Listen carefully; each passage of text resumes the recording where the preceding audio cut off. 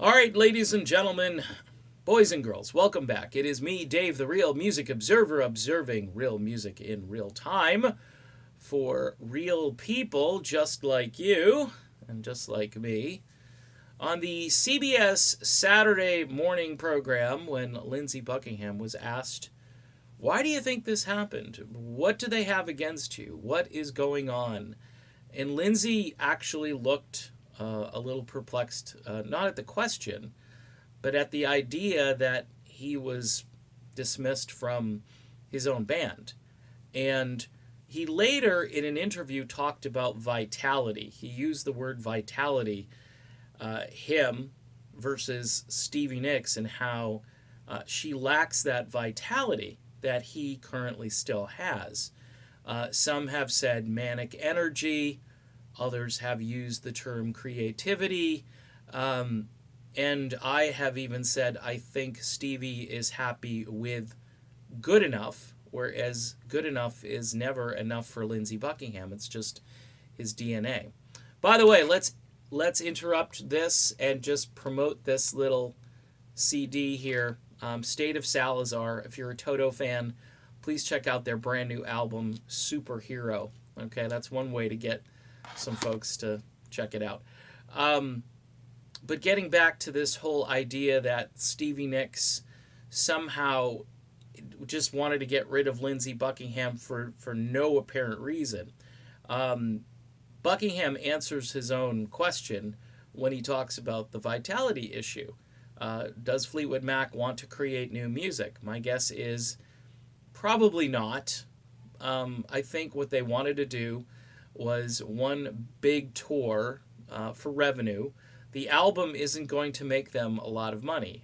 You can ask Lindsey Buckingham about the album he did with Christine McVie last year. A lot of people didn't buy that album because it didn't have Fleetwood Mac stamped on the cover. Essentially, it was a Fleetwood Mac album without Stevie Nicks.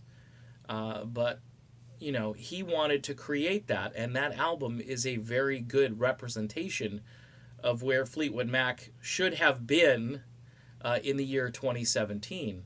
Instead, it was Buckingham and McVie, and a lot of people just glossed over it. It's a terrific record, though. You got to go and hear it. So, in these interviews where people are asking him, hey, what's the reason for all of this? The reason is twofold. I've mentioned it a couple of times in videos. Number one, for some reason, Stevie really wanted Mike Campbell in this group. Whether she was trying to honor her relationship with Tom Petty by doing that, this was an opportunity to get someone in the band who wasn't as detail oriented, and you can attribute that to the playing, and maybe has a different persona. This bathroom thing, I don't think you wouldn't catch Lindsey Buckingham dead doing something as sort of lowbrow as that. All right, even in rock and roll, folks.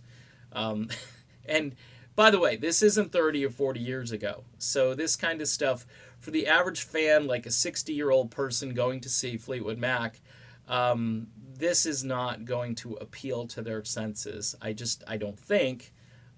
Maybe there are a few people out there that think it's just cool and fantastic. I think it's really taking the band to a new lower level, and people will forget about this quickly if Lindsey ever does come back. This is just going to be a chapter which may be erased someday from the archives. But the bottom line, as I like to say in these videos, is that Stevie Nicks just wanted to go on tour, and Mick Fleetwood wanted to tour too because he needed some cash. And Lindsey, looking at the interviewers, saying, I don't know, he's really being diplomatic because he knows. He knows this is about the level of perfection, the level of creativity that he still brings to everything he does. He's basically saying to these guys, look, if you're going to go out on the road, don't go out like this. Go out like professionals, you know? And it relates to a lot of other musicians.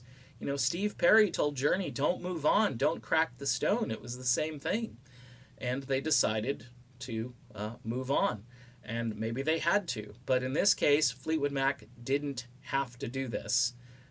They should have sat in a room and hashed it out, but somebody didn't want to do that.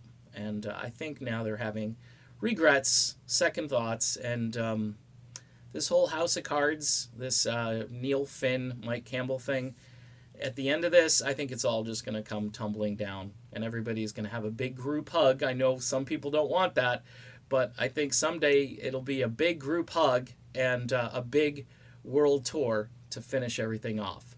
All right, State of Salazar, Superhero is the name of this. If you like Toto on steroids, this is just some of the finest melodic rock of 2018. Please go out and purchase that. Check it out. Thanks. See ya.